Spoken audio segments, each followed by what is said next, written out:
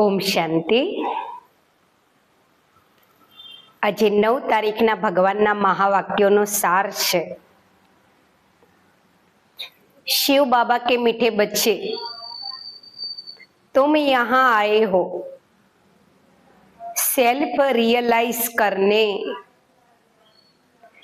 तुम अपने को शिव बाबा कहते आत्मा समझकर बाबा से सुनो और देही अभिमानी रहने का अभ्यास करो।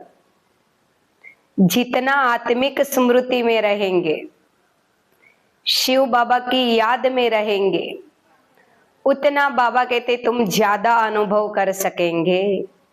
प्रश्न, कई बार बच्चों में कोई पूछते हैं कि तुमने आत्मा का साक्षात्कार किया है। कोई ने पूछ लिया कि आप आत्मा का ज्ञान करते हो, तो आपने आत्मा का साक्षात्कार किया है? तो उन्हें क्या उत्तर देंगे? बाबा पूछते हैं, क्या उत्तर देंगे? उत्तर है, बोलो हाँ, हमने आत्मा का साक्षात्कार किया है। आत्मा एक ज्योति बिंदु है।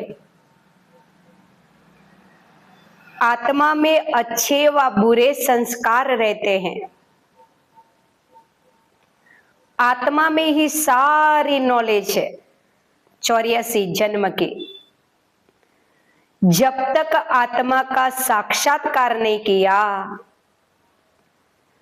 तब तक देह अभिमान में थे।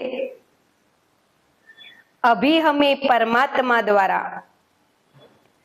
आत्मा का ज्ञान मिला, तो हम आत्मा अनुभूति कर सकते हैं। ऐसा बाबा कहते हैं उत्तर दो, है ना। पर ऐसी अनुभूति होनी भी चाहिए। जब भी हम बाबा को याद करें या आत्मिक स्मृति में बैठे, तो अनुभव करें कि मेरा ये देह है वो अलग है और मैं चैतन्य शक्ति आत्मा इस देह को चलाने वाली इस शरीर से अलग हूं।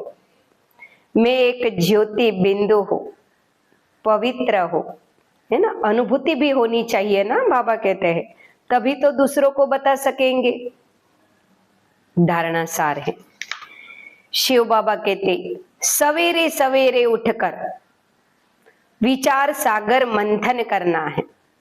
हम शिव बाबा की संतान हैं, तो हमारा अमृत वेला तो परफेक्ट और अच्छा होना चाहिए। अमृत वेले बाबा कहते विचार सागर मंथन करो। बाबा जो सुनाते हैं उसे नोट कर फिर रिपीट करना है। सबको पहले पहले बाप का ही परिचय देना है। आत्मा क्या है उसका परिचय देना है, बाबा का परिचय देना है।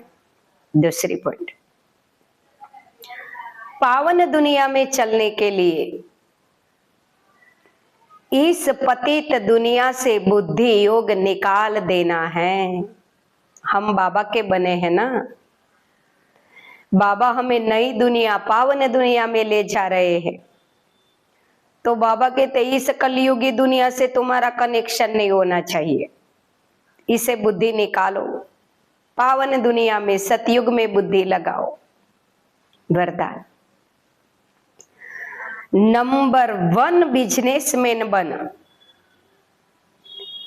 एक एक सेकंड व संकल्प में कमाई जमा करने वाले पदम पति भव। बाबा कहते अच्छे ते अच्छा बिजनेसमैन बनो, है ना। नंबर 1 बिजनेसमैन माना, नंबर 1 बिजनेसमैन वह है जो स्वयं को बिजी रखने का, बाबा कहते, तरीका जानता हो। बिजनेसमैन अर्थात जिनका एक संकल्प भी व्यर्थ न जाए, हर संकल्प में आत्मा की कमाई हो। जैसे वह बिजनेसमैन होते हैं दुनिया में, वो एक एक मिनट बिजनेस के कार्य में ही लगाते हैं, ऐसे हमें भी एक एक सेकंड, एक एक मिनट आत्मा की कमाई में लगाना है। उसे कहते हैं अच्छा बिजनेसमैन। ऐसे आप भी बाबा कहते एक एक सेकंड व संकल्प कमाई करके दिखाओ, तभी तो पद्मा पदम पति बनेंगे।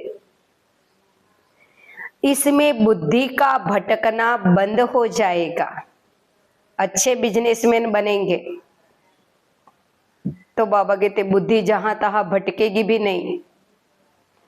और व्यर्थ संकल्पों को, मन में जो व्यर्थ संकल्प आते हैं उसकी कंप्लेन करते हैं ना बाबा के पास, बाबा कहते वो भी समाप्त हो जाएगी। जो बड़ा बिजनेसमैन होता है, अच्छा बिजनेसमैन होता है, उसके पास ज्यादा टाइम नहीं होता, क्योंकि वो अपना संपूर्ण समय बिजनेस में लगाता है।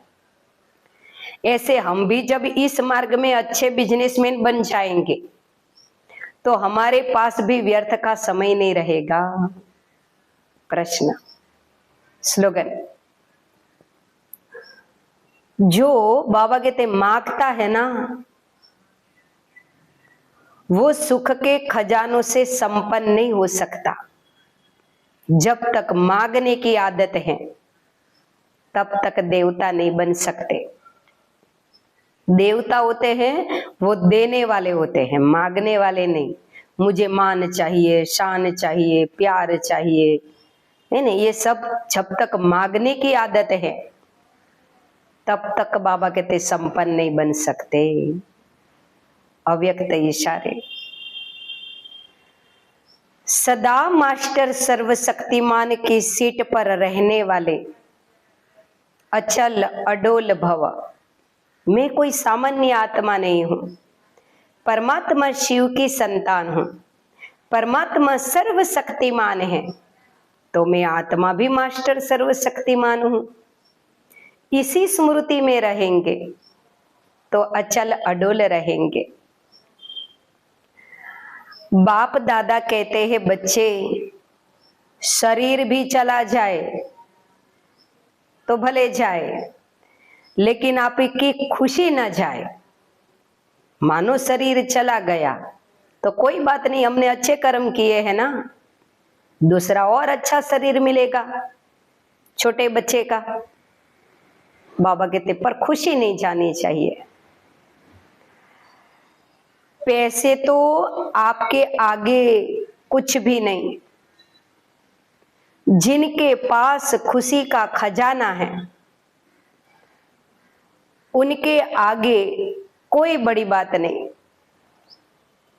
और सदा सहयोगी सेवाधारी बच्चों के साथ बाप दादा भी तो रहते हैं,